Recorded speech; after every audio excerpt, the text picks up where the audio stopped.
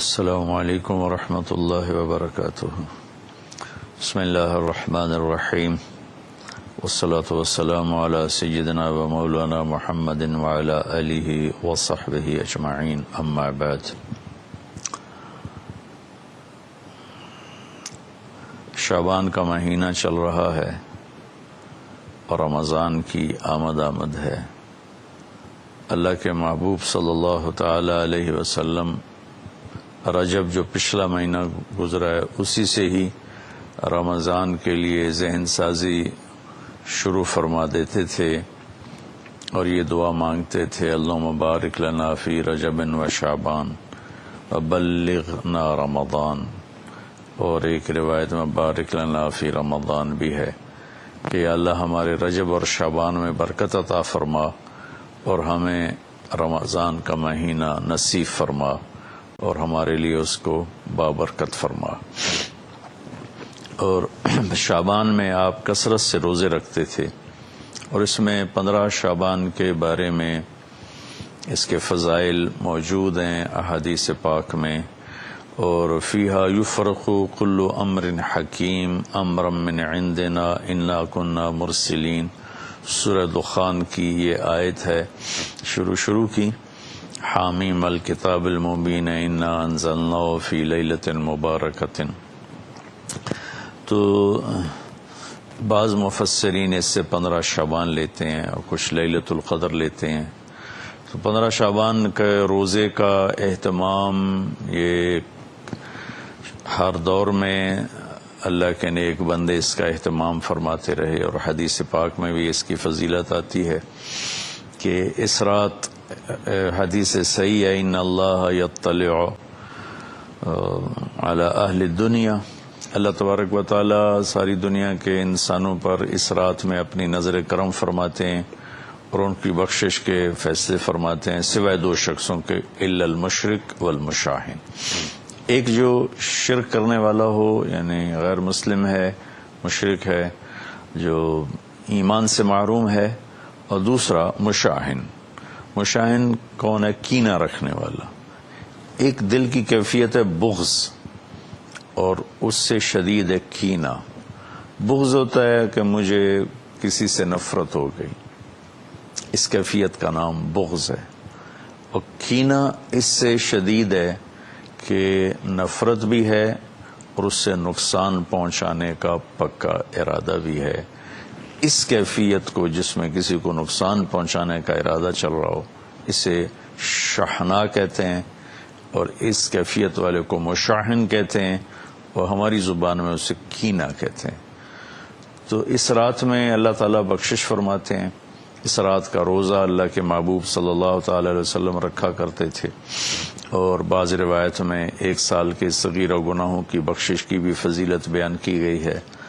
بہرحال ہر دور کے صالحین، علماء، صوفیاء اس روزے کا اہتمام فرماتے چلے آئے ہیں۔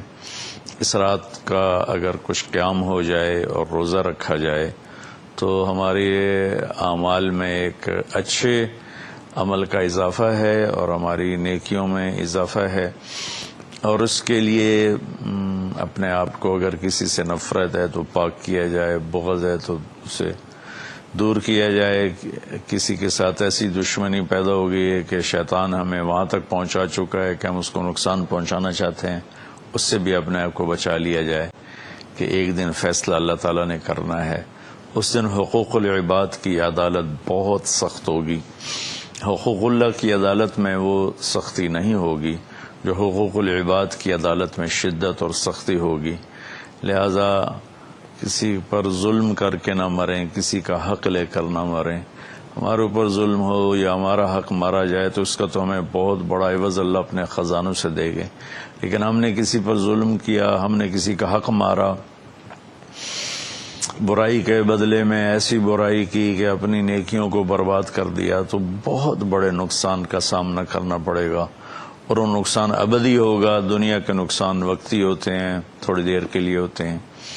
تو اس رات کے لیے کوئی جاگنے کا بھی اہتمام ہو جائے، روزہ بھی رکھ لیا جائے، اگر رمضان آ رہا ہے اس کے لیے دعا مانگی جائے، اللہ تعالی ہمارے رمضان میں برکت عطا فرمائے اور ہمیں اس کی اس کے استقبال کی اللہ تعالی ہمیں توفیق نصیب فرمائے۔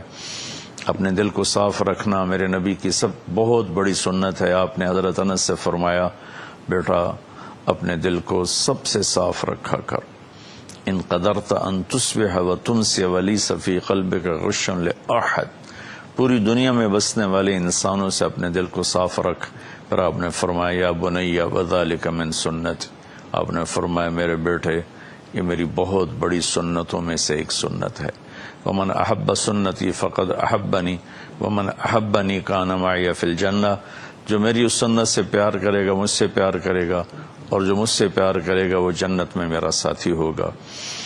تو ہم اپنے دل کو سب سے صاف کریں، ساری دنیا کے انسانوں سے اپنے دل کو صاف رکھیں، تو اللہ تعالی ہمارے ساتھ بہت آسانی اور نرمی کا معاملہ فرمائیں گے، اور بہت ہی سہولت کا معاملہ ہو جائے گا۔ اللہ کو پسند ہے اس دل کو صاف رکھنا، لوگوں کے حسد سے، بغض سے، نفرت سے، کینہ سے، عداوت سے، حقارت سے۔ میرے نبی نے فرمایا کسی انسان کے برا ہونے کے لیے بس اتنا ہی کافی ہے کہ دوسروں کو حقیر جانے، بحسب امرئ من الشر ان یحقر اخاہ المسلم۔ کسی انسان کے برا ہونے کے لیے ضروری نہیں کہ وہ بہت بڑے بڑے گناہ کر رہا ہے تو وہ برا ہے، وہ بھی برے ہیں، لیکن آپ نے فرمایا کہ کسی کے برا ہونے کے لیے اتنا ہی کافی ہے کہ اوروں کو حقیر سمجھے، اپنے آپ کو اچھا سمجھے۔ اور یہ جو لوگ تھوڑا سا شریعت کے پابند ہیں، نیکی پر چل رہے ہیں، گناہوں سے بچ رہے ہیں، اور شیطان کے داؤ میں نہیں آئے، گناہوں سے پرہیز ہے، ان کو شیطان اس طرف سے مار دیتا ہے کہ وہ انہیں اپنی نیکی کے تکبر میں پھنسا دیتا ہے، اور اوروں کی حقارت اور کمی اس کا شکار کر دیتا ہے۔ اس میں بہت بڑا طبقہ پھنسا ہوا ہے، پھنسے چلے جا رہے ہیں۔ اس سے اللہ تعالیٰ مجھے بھی بچائے، آپ کو بھی بچائے، سارے سننے والوں کو بچائے۔ تو ہم اس شعبان کے مہینے میں رمضان کی تیاری کریں۔ 15 شعبان کا اگر روزہ رکھا جائے تو بہت بڑی فضیلت ہے، رات کو جاگا جائے۔ کوئی خاص عمل کو نہیں 15 شعبان کا، ہمارے ہاں بدعات بھی شروع ہو جاتی ہیں، کوئی مسجدوں میں اکٹھے ہو کے کوئی صلاۃ تسبیح پڑھ رہا ہے، کوئی کچھ کر رہا ہے، کوئی کچھ کر رہا ہے۔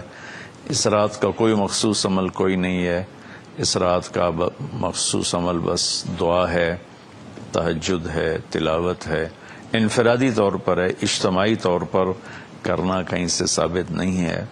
کہیں اکٹھے ہو کر کر لیں تو کوئی، یہ میں نہیں کہہ رہا ہوں کہ انہیں غلط کیا ہے، لیکن پیچھے ہمارے تاریخ میں، اسلامی تاریخ میں یہ چیز ملتی نہیں۔ انفرادی عبادت ہی ہے، وہی زیادہ بہتر ہے۔